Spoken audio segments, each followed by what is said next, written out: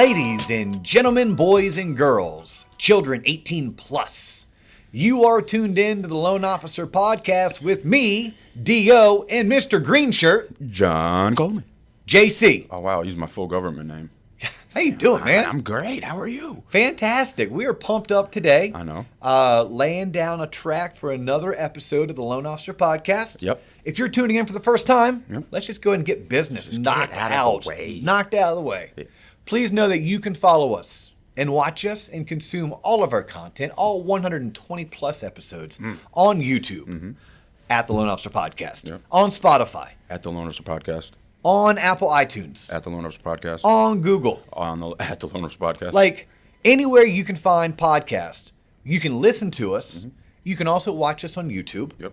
At one point over the next 8 to 10 weeks, John's going to have a website built, TLOP Online, Yep. where we're going to host even more content. Yes. You can follow our social. We're on TikTok, Yes, we are. at the Loan Officer Podcast. Oh, yeah, I would think so. We're on Facebook, Instagram, and LinkedIn at the Loan Officer Podcast. Damn. And you can find me, Dustin Owen, on LinkedIn. If we're not already connected, I'd love to connect with you. There you go.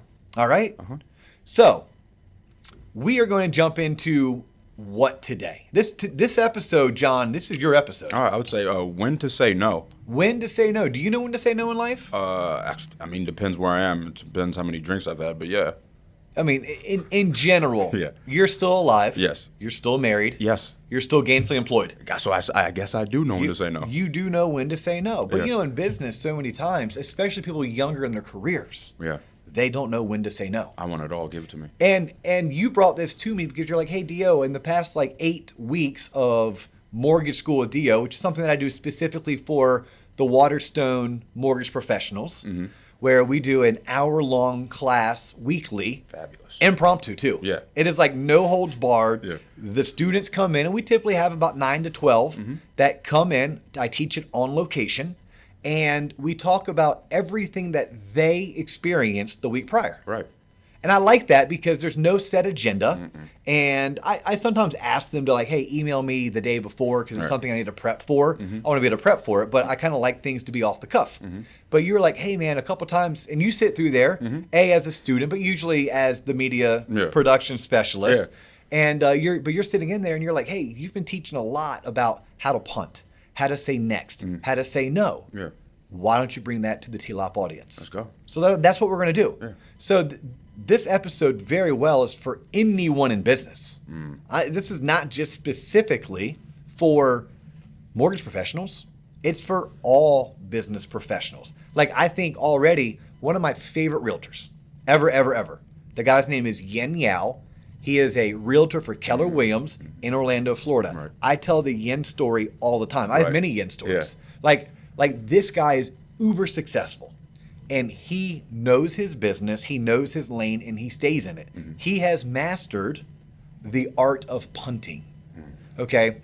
In Central Florida, we have lots of toll roads. Why? Because Interstate 4 sucks. Okay? So somewhere along the way, someone's like, well, hey, let's just build these nicer roads with less traffic, but let's charge people for it.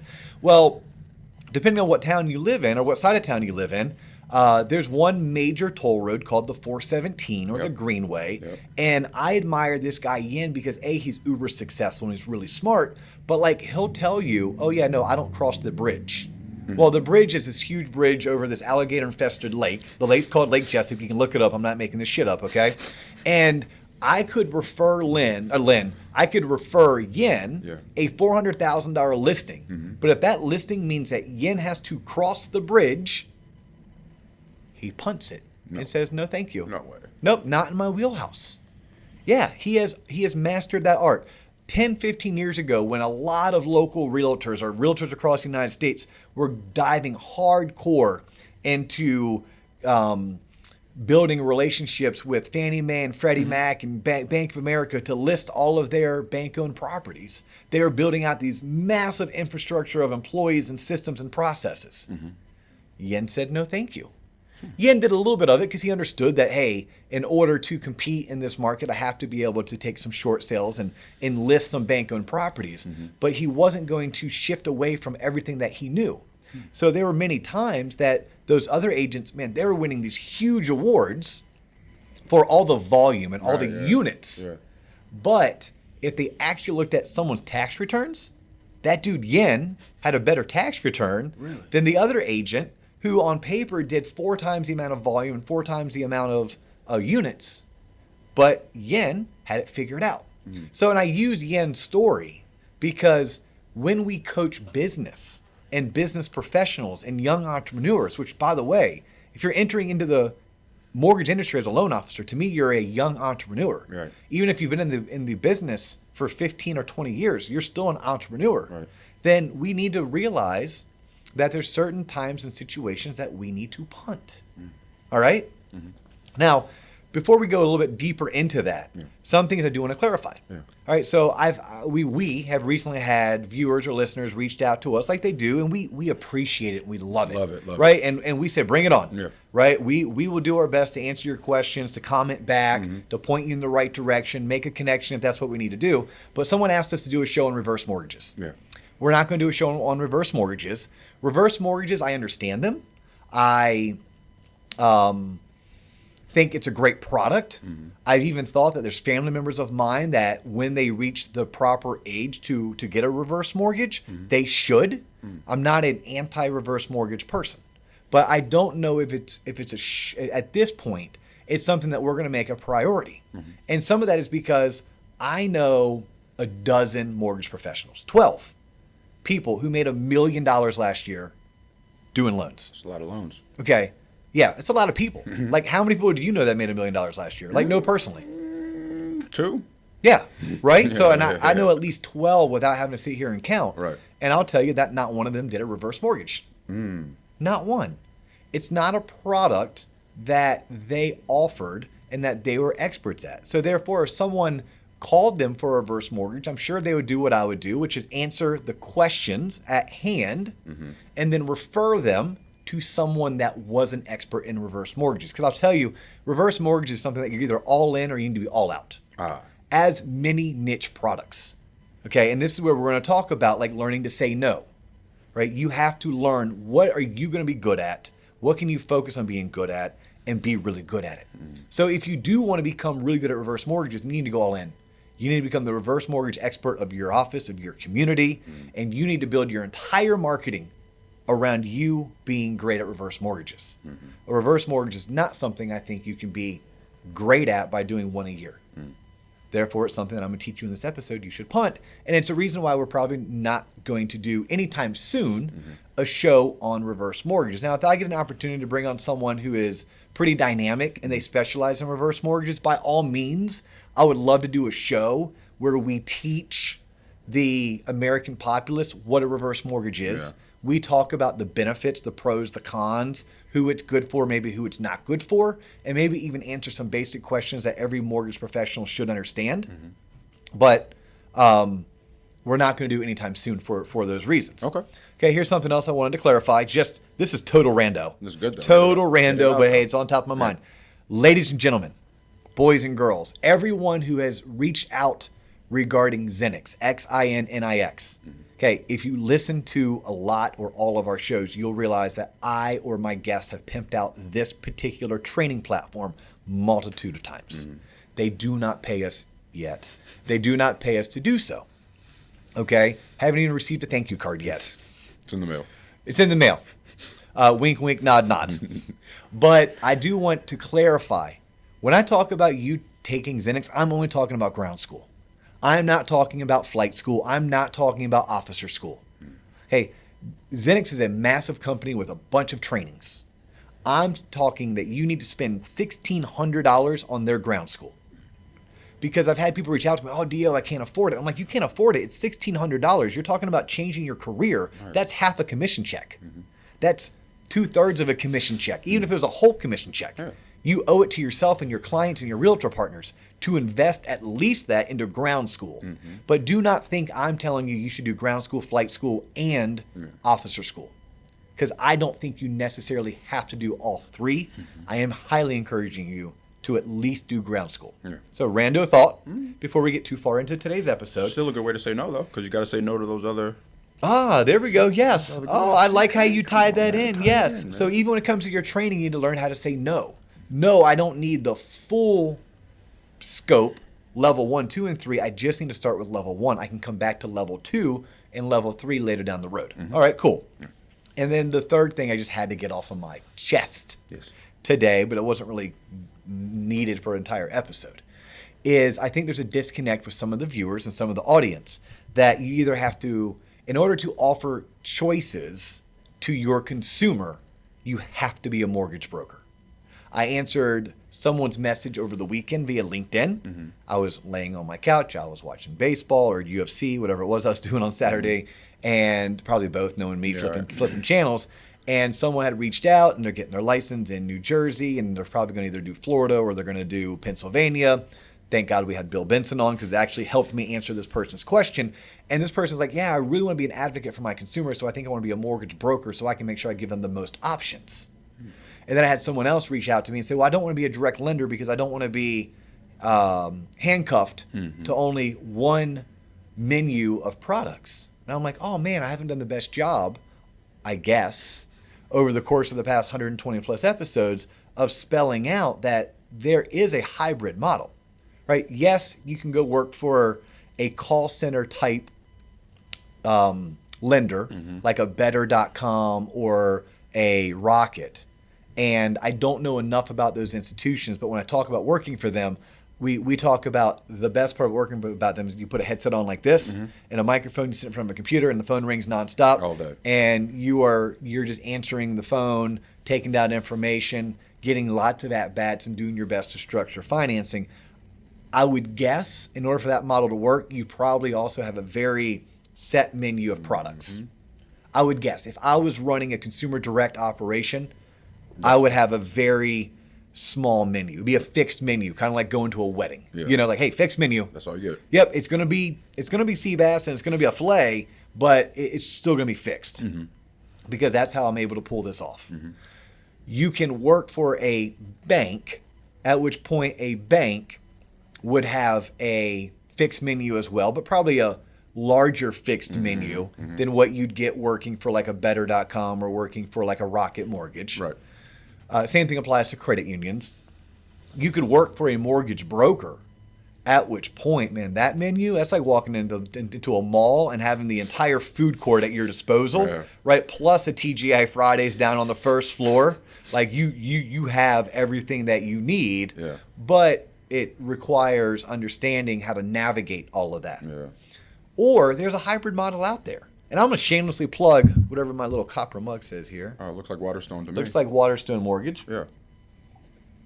And I'll throw out other companies too. Like, let's go ahead and throw out a Fairway Independent Mortgage. Let's go ahead and throw out a Guild. Let's go ahead and throw out a Movement Mortgage, right? There's 4. Okay. I do work for Waterstone, so I got to plug the hell out of them because I love the company. I've been here for 13 years. There's a reason why I've been here for 13 years. Not going to hide from it. Right. But companies like that is a hybrid model.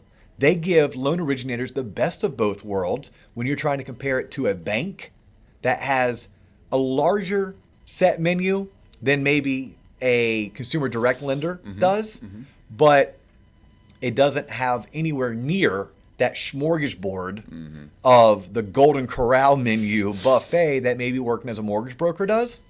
Working for a independent mortgage bank like one of the 4 that I just mentioned, they could give you both. They could give you the power of working for a large institution, right? The power from a monetary standpoint, the power from just a law of numbers standpoint, but also the flexibility. Because those companies had the ability to sell loans directly to Fannie and Freddie, at which point they'll service them. They have the ability to package loans themselves and sell off to HUD, if it's to Ginnie Mae, I should say, and service them. But they also have the ability, they could sell the loan to Chase, to Wells Fargo, to U.S. Bank, to companies like PennyMac, NewRez, Caliber, TIAA, Redwood Trust, Lakeview, Two Harbors, BB&T, which is now Truist. And when they do so, it opens up the underwriting guidelines. So we've had some people who are younger in their profession, and it just shows that they're younger in their profession. Some of the questions that they're asking, I'm like, oh man, you just don't get it, do you? You don't. Being a broker isn't the only way to offer all this. Now there are benefits to being a broker, and I just made a promise to a listener who had reached out to me several times. This was like his third time, and I finally am like, hey, you know what? We'll do something.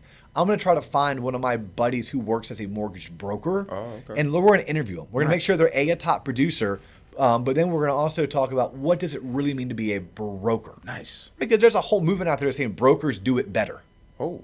Yeah, it'd be cool to understand, well, what do you do better than what? And who are you comparing yourself to? Are you comparing yourself to Better.com or to Rocket? Are you comparing yourself to Bank of America, Chase, Wells Fargo, SunTrust? Are you comparing yourself to the FBC Mortgage, Academy Mortgage, guaranteed rates? Like, what are you comparing yourself to?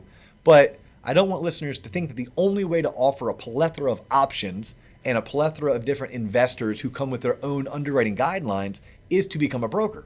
Because no, you can work for an independent hybrid model that gives you the best of both worlds, at which point you're going to have all those options, but you're also going to have the power of working for a large national company. It's great to know. All right? Yeah. So that's good to know. All right. So that was a massive rabbit hole.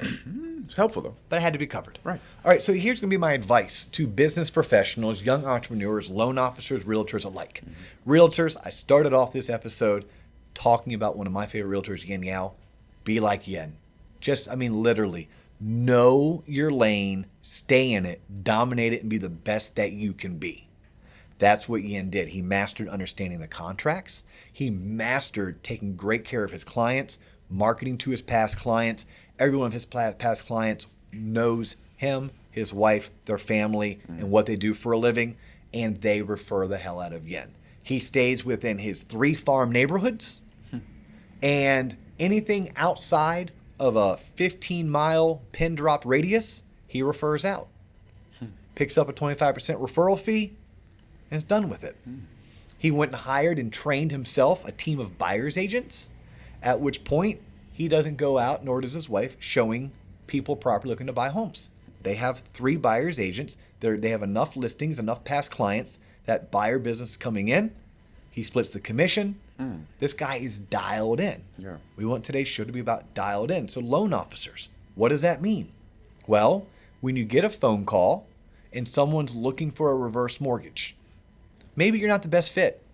Maybe you sit down and you tell that person, you know what, let me answer the questions the best that I can, basic overview about reverse mortgages. And I'm going to find someone within my company that is a reverse mortgage expert, and I would rather you deal with them because this is a very important decision for not only the homeowner, but also the homeowner's family. Because you're talking about someone who's elderly. So their family a lot of times has a say in what transpires from a financial standpoint. Let me get you to one of our reverse mortgage experts, and then you guys can do, especially if it's an internal within your company, you can do a commission split. Okay. So you're doing the best thing by that client by referring them to an expert. You're also doing the best thing by yourself, because think of the amount of hours of time it's going to take you to learn that product, learn the investor guidelines, learn how to submit that loan to be processed and underwritten and approved. Like, is that the highest and best use of your time? Because when I look at a work week, realistically, there's about 40 to 60 hours I'm willing to work. There just is. And then anything outside of that, I need to use for rest, physical health, mental health, spending time with family, right? Like, so when I look at, am I the best fit to do this reverse mortgage? Well, if it takes me 7 hours to figure out, and I know that I'm going to botch it anyhow because I botch anything I do for the first time. Right. I mean, like, think about anything. Like, I botched parenting my first kid terribly because I'd never been a parent before.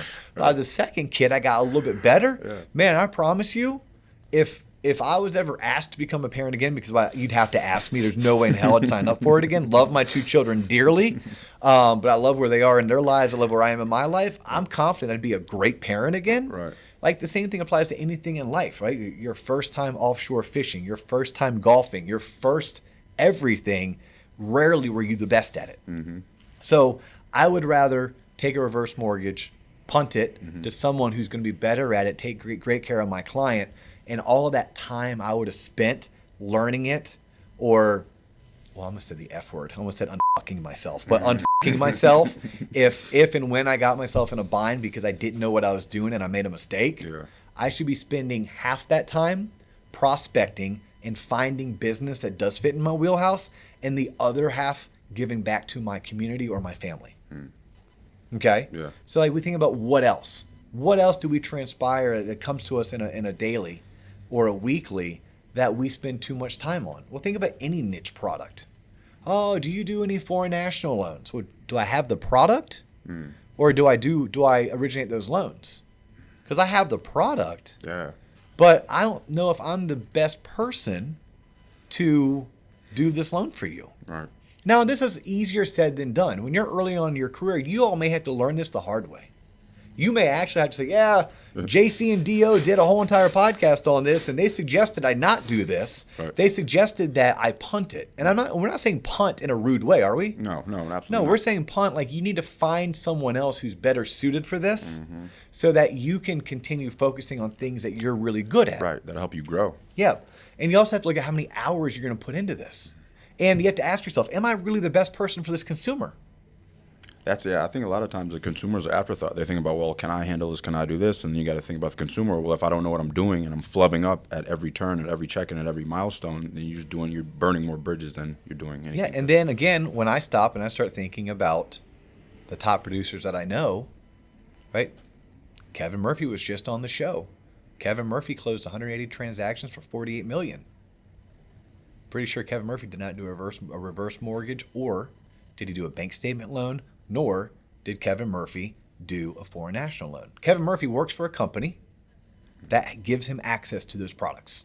He has the ability to do those products. But if and when he gets an inquiry, he answers the questions to the best of his ability, then he sources a subject matter expert to refer that business to. He understands that he comes in every single day at 7:45. He works every day till 5:45. Plus, as he told us, he takes 3 hours of work home with him every week. So he's putting in his solid 48 hours a week. Any other time, he has 1,000 sisters who have 10,000 kids. He has a wife. They love going to theme parks. Like there's certain things that he wants to also do in life. And him trying to figure out how to do a bank statement loan isn't the highest and best use of his time, nor has he determined he's the best person for that particular loan. So we're teaching you everything that either I practiced when I was producing, or by interviewing top producers, I've learned from them, and I'm just bringing it to you guys. Right? I'm just sharing it with you guys. Like, hey, if you want to be really good at business, you have to know your limits. You have to know what you're good at and be all in at being good at that. Was there ever a point in your career, or when was the point in your career when you were taking on, and you were like, bro, I just got to say no to this? Like, did you get burned? Was there a certain scenario where you took on a loan that you particularly shouldn't have, and then that was a learning experience where like never again? There's one loan that always sticks out, and it was partnering with my county's one of their down payment assistance programs. And it was a program where not only did we as the mortgage company have to underwrite the file, but then after we spent 30 days getting the file totally approved with the assumption that we're going to get this $10,000, we then had to send it off to the county, and they took another 30 to 45 days, and then they had to approve it. Well, what transpired is we said yes as the mortgage company. 45 days after we said yes, by the way, I'd called the buyer, the buyer's agent, the seller, the seller's agent. Great news. Right. All we have to do is get the county to sign off, and the county denied the loan. What? Yeah.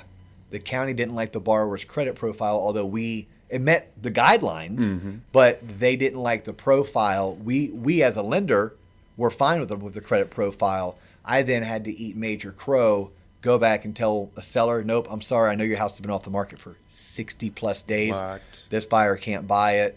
Tell 2 realtors they're not getting paychecks. Tell this poor first-time home buyer they're not getting the house. Yeah, it was disastrous. Right. I learned right then and there that if someone wanted to work with that particular down payment assistance program, I wasn't their best fit. I needed to find someone who was just better at it than I was, because obviously the one time I did it, I must have miscalculated or overlooked something, and I didn't want to ever have to encounter that again. Right. And I think many people you'll get to a point in your career where the leads, like when you're only getting 1 lead a week, man, you just want to work it and massage it. And I remember the guy's name is Rob Mitchum. Shout out to Rob. Rob was one of my first managers in the mortgage business. Okay.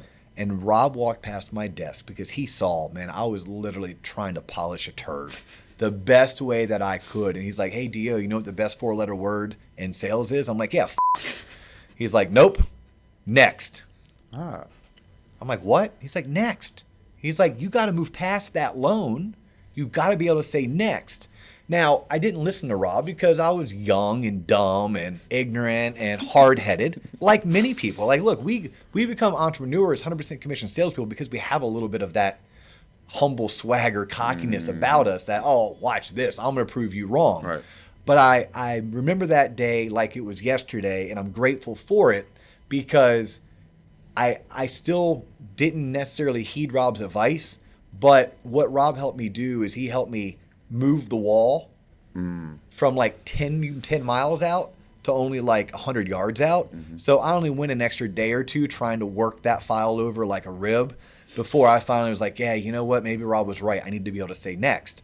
And then as it started happening more and more, what I learned was this loan that I looked at, this scenario that I looked at, trying to help someone, it's not in my wheelhouse or they don't yet qualify. I need to be able to tell them, here's why you don't qualify. Here's what you do qualify for.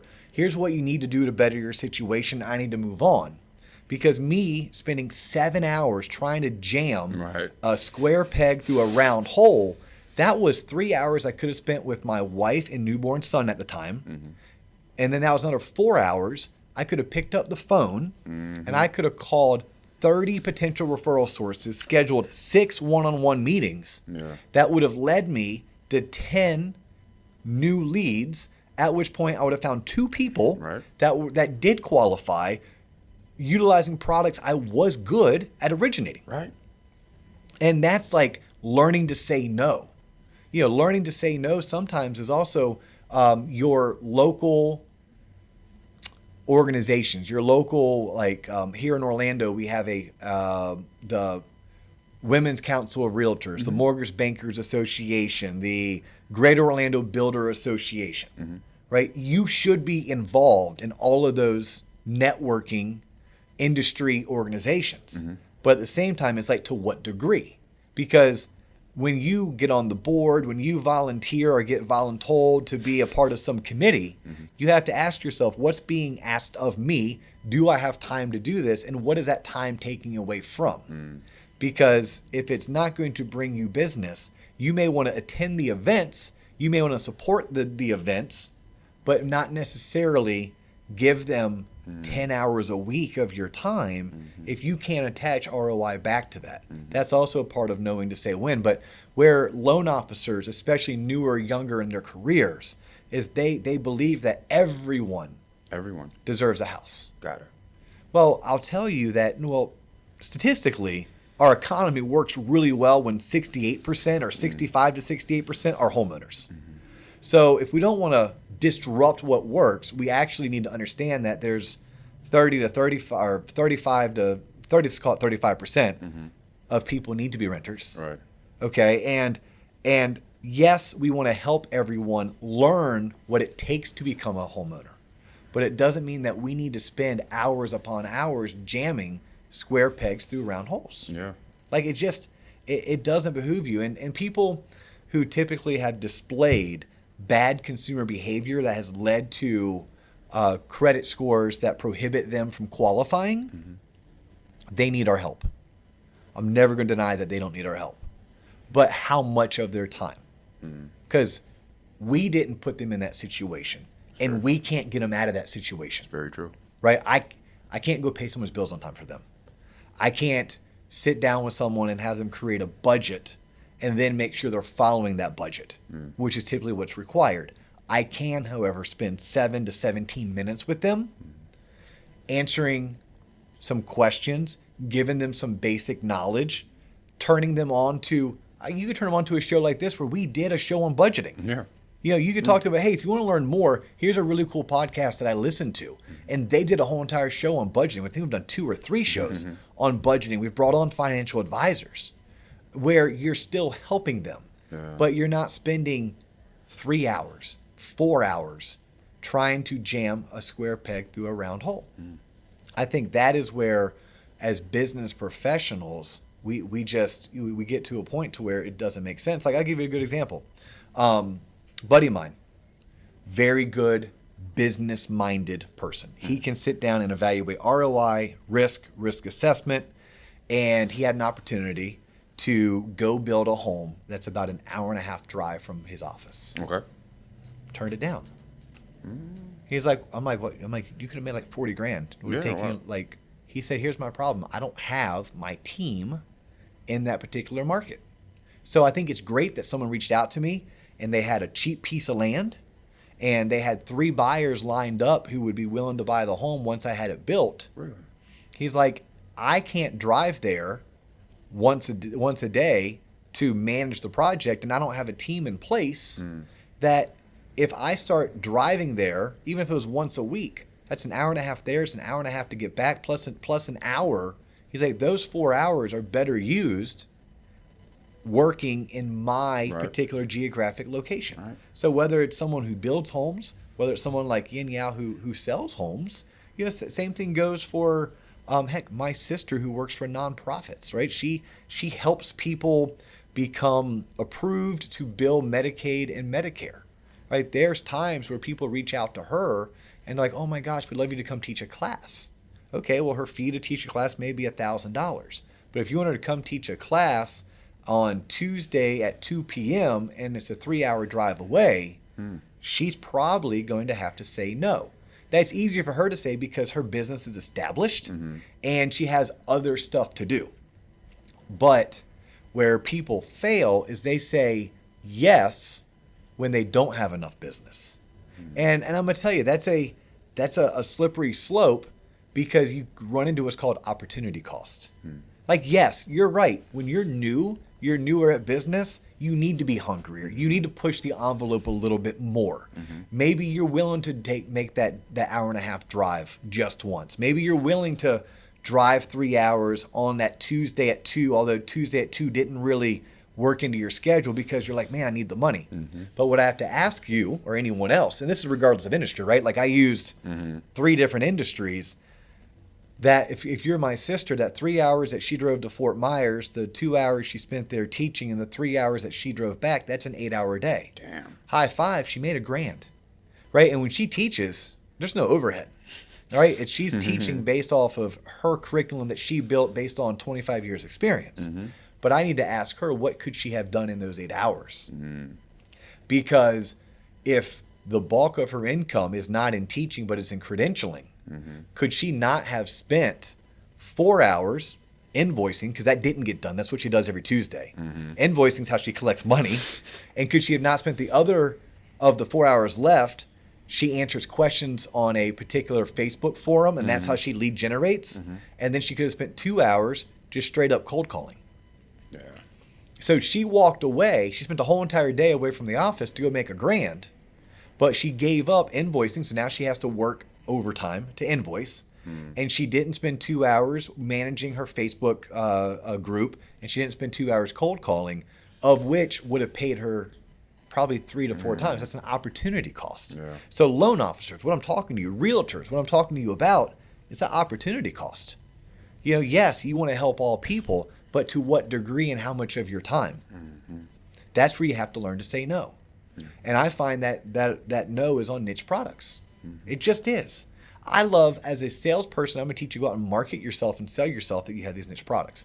But if you're going to do them, whether it's renovation lending, whether it's construction or permit financing, foreign national, reverse mortgage, bank statement loans, you better go all in. All in. You better go all in. You better find a way that 10 to 25% of your business is that.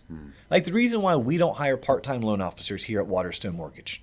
You want to know why? Why is that? They don't get enough at-bats. In order to be good at something, we realize you must be closing at a minimum 3 loans a month. Yeah. A part-timer is not going to be able to close 3 loans per month. Well, that means you're going to be a drain on resources. That means you're going to be more prone to error because you just don't do something enough times. Right. I mean, we talk about my son long snapping. Okay, well, my son took 2 months off of long snapping. He needed it. And he was in the heart of volleyball season. But he went and worked out with his coach on Saturday. Do you think he was crisp and clean? Oh, no, absolutely not. He was rusty after just 2 months off. Right. Right? And you're talking about a kid who's dedicated the previous 12 months and worked his butt off to become a really good high school long snapper. Yeah. So, like, you applied the most basic things. Think about you in your golf game. Oh, Jesus. How good's your golf game after not playing for 3 months? Horrible. Still is. Yeah. right? So it's like, that's why you have to learn to say no, because unless you're going to do one reverse mortgage a month, one bank statement loan a month, one rehab loan a month, whether it's a 203K or a home style lending, you have to ask yourself, are you the best person for the job? Or are you setting yourself up for failure in multitude of ways? Here's what happens when I mean failure. Yes, it's the time. And that time we just taught is also an opportunity cost. Those are 7 hours that you could have been doing something else that was going to pay you long term and residual. You also have the consumer complaint aspect. That's what, we haven't touched that. You're only as good as your last loan. You're only as good as your reputation. People look at your reviews. Yeah. Like if you're using something like Bird Eye or Social Survey. It only takes one. You could have 10 5 stars and it's just that one. And when you're doing a hard loan that you don't do very often, that not many people offer, it's bound to go sideways. Not even to your doing. But when it does, do you think the consumer cuts you that much slack? No, it's your fault, even if it wasn't your fault. Yeah, extreme ownership teaches me that. Oh, yeah. I mean, Jocko Willing teaches me extreme ownership. That's my fault. Well, maybe it's your fault because you said yes. Maybe you should have punted. Yeah. Maybe you should have found someone else in your market, regardless if you got paid on it. Regardless if it might not have been someone. I have referred here in Orlando, Florida, I have referred 203K business to a kid named Nick Long. I've never worked with Nick. I don't think I've ever met Nick, maybe once or twice over the past 10 years. I know his dad, Doug, pretty well. And his dad and I have had oysters and beer together. But I don't know Nick. But here's what I know of Nick. He does FHA 203K really well. You know what? Someone calls me for an FHA 203K. This is back when I was originating, would answer all their questions. I'd walk them through it, pros and cons. I'd tell them the story of my best friend Joey and his wife Michelle, who they did a 203K. And if they wanted to proceed, I'd be like, but look, I'm not the best person for you. You don't want me. You don't want to be my guinea pig. Bro, if someone told me that as like a salesperson, I'd be more indebted to them for being open and honest rather than taking on the business, lying to my face, and then 3 months later finding out they had no idea what the hell they were doing. Yeah. Yep. And it let me move on because I follow theme days. Right, I listened to that episode 2 that we talked about theme days, 2 or 3. Yeah. And I know that if I took on that loan, now maybe I want to become the next Nick Long in my market, and I want to be. Yeah. Okay, then I'm gonna go all in. Right. If that's the case, my whole entire marketing is gonna change, and now I'm going to go out and teach lunch and learns to realtors on 203K. I'm gonna go network with some of the head HUD advisors, and I'm going to work with GCs and contractors, and I'm going to brand myself, and I'm going to understand that, hey, look, my first 3 or 4, I'm not going to be that good at. That's okay. Maybe I'll find someone within my company, partner with him or her, split the commission, learn as much as I can from them, knowing that if I can do 5 2 or 3Ks over the next 5 months, by the 6th one, I'll know what I'm talking about. By the 6th one, I'll be good. The same thing goes, learn to say no. There's a really awesome program out there called Homes for Heroes. Homes for Heroes, it's a way to go out and market and brand yourself where you in the local real estate community, if you're a lender, or you in the local loan officer community, if you're a realtor, you guys give special promotions, discounts to quote unquote heroes. Active duty military, veterans, cops, firefighters, teachers, those are who are deemed heroes. Cool. Realtor may give a $500 commission break. A loan officer may give a $500 lender credit. But even with something like that, I've learned you say no to it. It sounds awesome. But you end up having to pay money to be a part of the program. And you say no unless you're willing to mold your entire marketing efforts around that program. You're either all in or you're all out. That's not a program, in my opinion, in my experience, you do half-ass, that you dip your toes in. So that's when you have to ask yourself, well, what type of lender do I want to be? Do I want to be a lender that is out there helping generate my own leads, marketing myself to firehouses and school districts and police precincts, that, hey, use me, use my realtor partners who are also affiliated with this program, and in return, we're going to give you these discounts? Or do I let someone else do that? At which point, if and when someone called me and they said, well, I've been approached by Homes for Heroes and, I'm a nurse and they're going to give me this credit, I can very easily go to my branch manager and say, hey, I'm trying to compete against someone who's offering a Homes for Heroes credit. This person's a teacher, fireman, cop in our local community. Could I match that? My branch manager would be like, hell yeah, you can match that $500 line of credit. Bring that loan in the door and tell them thank you for their service, you know? Right. I don't have to necessarily, but I'm not knocking the program. If you're going to do it, I'm just saying go all in. Right. Don't half-ass it. Yeah. And that's, I think, the overall theme, if there was, or takeaway or tie down of today's show, is for people who are trying to be top of their game. You need to understand, what do you do well, and you need to lean hard into it. You don't need to deviate away from it. And if you're ever looking to add one thing. Don't try to add it all. Don't try to be all things to all people, because you're not, and you'll fail by doing so. Know your lane, stay in it, and get damn good at it. And that means being able to say no, being able to punt. You know, I want to cover this, and maybe we can look at wrapping up the show. Like, the hardest one for me is I love people. Okay, most of us who are in this industry, in the service industry, again, it could be financial sales like a financial advisor or a life insurance agent. It could be a realtor. It could be a mortgage loan originator, right? CPA. We're in this industry because we like to help people. But I like to help people as long as it fits into my business model and I have the time to do so. So if you call me, I'm going to give you all I have and all I know. But I also need to know that in a certain time frame. So I need to be able to tell you, hey, John, look, I want to be able to help you, but it's 11:46 right now. I have a noon appointment. So I want to answer all your questions in the next 14 minutes, and then I'm going to need to, let you know what the next steps are. Right. So if you have a 560 credit score, let me introduce you to a couple things that I know about credit. Let me maybe go ahead and get your email address and forward you a document that I found that's really beneficial for people that need to work on their credit. Maybe I refer you to someone like Harry Snedden at Score Crafters, because I know in my market, Harry's a subject matter expert for helping people who want to be helped in terms of benefiting their situation. Let's say you call me and you're like, hey, I want to buy my first house. I'm a veteran, but I find out that your only income is X and your comfort monthly payment is Y, and that's just not realistic. I still want to be able to help you. I still don't want you to leave discouraged, and I'm going to talk to you with empathy, but I also know that it's 11:47 and I have a noon appointment. So, hey, let me spend the next 13 minutes kind of walking you through. And, more than likely what I would tell you in today's market is that this is a market where, based on your current income, it would make sense for you to only buy a house when you're a dual income household, because maybe this person was single. And, like, yes, you have your VA benefits. Yes, you're a veteran. Yes, there's 100% financing available. But you're telling me that you need to be in a $200,000 house, but you're only comfortable paying $900 a month. And by the way, your income says you shouldn't pay more than $900 a month. I don't have that ability to marry that comfort monthly payment. But I don't say hell to the no and turn my back on the person. I help them, but I also understand that, I can't dedicate more than 13 minutes. I think that is when a professional can realize that, the sooner the better.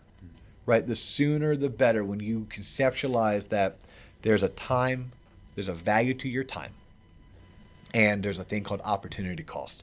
We still want to help all people, but sometimes helping them is pointing them in the right direction, referring them to someone who's better, so that you can then go focus on the things that you're really good at. And where I find the mistake with mortgage loan originators, it's with helping people that have a really sad story and it breaks your heart, and it comes with typically a bad credit. Okay, you have 15 or 20 minutes. Get out an egg timer, put it on 20 minutes, and let the person know, hey, I want to help you. I want to point you in the right direction. I want to help you put together a game plan, but you can't spend 2 or 3 hours with them. It's looking at something on the surface saying, yeah, this isn't going to qualify. But then, there's a catch-22. You want to be that lender who can figure out the hard loans. But at the same time, don't go researching a hard loan when the consumer isn't giving you all of the facts. I see that mistake all the time. A loan officer's trying to figure out a loan when they don't have all the facts. So they're working off of hypotheticals. It's like, no. No, there's a system. Tell this person you're not going to do any research on their situation until you have all of the necessary data to do it. Credit report, 2 years tax returns. Like, how can to go spend 4 or 6 hours? I learned this from Ben Davis. We've had Ben on the show as a guest, right? The dude's a walking, talking encyclopedia of programs, products, and guidelines. As a manager, I've gone to Ben. Hey, Ben, will you help me with this scenario? And I start writing along. He's like, hey, Dio, where's the credit report? I'm like, oh, I haven't pulled it yet. He's like, get out of my office. Like, you're wasting my time, your time, and the consumer's time answering basically a hypothetical. Right. No, get the credit report, get the income documents, then let's sit down, and by all means, we will dedicate all the time necessary, exhaust all avenues to make sure that we've helped that person. But not if it meant we were working off of hypotheticals. That's where, as a younger professional, or even as a professional who hasn't achieved their highest levels of success, you have to get good at. You have to get good at controlling the situation, right? Know when to say no. Also know when to hit pause and say, I don't have enough information to tell you no or yes. I want to help you. I want to help you find a way to yes, but I can't do this until you give me all of this. Yeah. And as the person presses you for more answers, say, ma'am or sir, I'd love to help you, but anything I might tell you would be speculative. I don't want to give you false hope, and I sure as heck don't want to sell your situation short. So until you get me X, Y, and Z, I really would prefer not to answer it because, I don't want to speculate. Right. Run your business. Don't let your business run you. And then at that point, you can move on to whatever it is else you need to do, making TBD calls, working your social media, attending a networking function, calling realtors, going on one-on-ones. Once you receive the credit report and the credit app and all the income docs and the asset docs, hey, get busy. Yeah. Get busy. Dedicate an hour. Exhaust all avenues. But, I think you have to know your lane, and that comes a lot of times with experience. But also, it comes with, I almost said some balls. And you gotta know your business. You have to be confident in your ability, and that's knowing that it's okay to say no, because if I say yes to this one loan, it's going to prevent me from doing 3 more. It's going to prevent me from finding 3 more. I need to say no because saying yes actually costs me 3. I think that is the hardest part. It's what Rob Mitchum taught me: the ability to say next, the ability to approach everything with ROI. Now I'm gonna reverse it. I'm gonna end on this one, and I'm shouting out people left and right on this episode. This shout out goes to Mike Smalley, my business partner here at Waterstone Mortgage, one of the best originators I've ever been around. Right. Okay, homeboy closed $95 million last year. He kind of knows what he was talking about. Just a little bit. Yeah. So I used to, full disclosure, hate helping my friends and family with their mortgage needs. Really? Yeah, I'm weird. I know, it doesn't seem it's one of those, like, I'm an open book. You can ask me anything. My poor wife's like, dude, can you stop being such an open book? And I tend to answer it. Yeah. Right? I tend to answer it. I am TMI, right? Too much information, TMI DO. And so it never, like, I don't ever feel weird asking you, like, about your information and gathering it from you. And what is crazy is, like, people sometimes have assumed, like, my wife knows. Oh, well, Dustin told you about our situation, right? And she's like, no, he doesn't come home and talk about work. Like, guys, we can't do that. Yeah. But, like, our friends and family thought we did. Right. But no, so I didn't like doing it for whatever weird, dumb reason. So I was saying no to that business. I was punting it sometimes. And then Mike's like, you're an idiot. You're one of the best loan officers I know, Dustin. You're not doing your friends and family the service they deserve by doing their loan. I was like, so there's a time that you could maybe say no to too much, and you need someone in your corner that believes in you and you believe in them that can tell you, right, hey. So for me, that was a valuable lesson. Rob Mitchum taught me to say next. I was trying to next my friends and family just because I felt weird doing loans for them. And then it took Mike Smalley like 7-8 years ago saying, what the hell are you doing? Right. Like, do you not love your family? Do you not look out for your boys? Yeah. Like, why wouldn't you would almost mandate they use you so you can make sure they don't get screwed over. You can make sure that they get the best loan possible. Right. I was like, very valuable. Unless they're trying to do a 2 or 3K loan, which, ready, true story. I did not do my best friend's 2 or 3K loan. Really? Didn't do it. I did the whole spiel. I spent 30 minutes with him on the phone. And I just said, you know what? You do it. You call me whenever you have questions.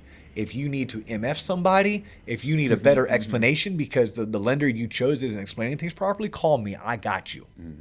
I didn't want to do it. I said, I don't want this loan that I've only done once. And the one time I did it, it was disastrous. I don't want this one loan to ever come between our friendship. How do you take it when you said that? Awesome. And then after he did it, he said, oh my God, you were right. I'll never do this again. Right? Yeah, I gave him 2 things I was right on, and he very rarely would ever tell me I'm right. All right. Like, ever.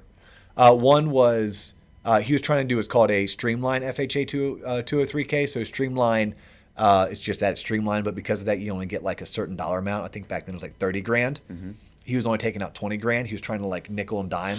I'm like, bro, it's only an extra $55 a month or $60 a month to take out the full 10 grand. Take out the full 30. You know, like he didn't. Afterwards, he's like, oh man, I ended up dipping into my 401k and my rehab went over budget. I'm like, I told you, take out the extra money. You didn't. And one is, a disastrous process. Yeah. I mean, don't get me wrong. He bought a home that was a fixer-upper, and by the time they moved in, did new floors, new paint, new kitchen, new appliances. Like, it was really nice, but it was a disastrous process, and I was happy that I removed myself from that situation. So I helped my friend without helping my friend, and I punted it. I think it's good advice. It's great advice. Yeah, Rob Mitchum taught that back in 2004.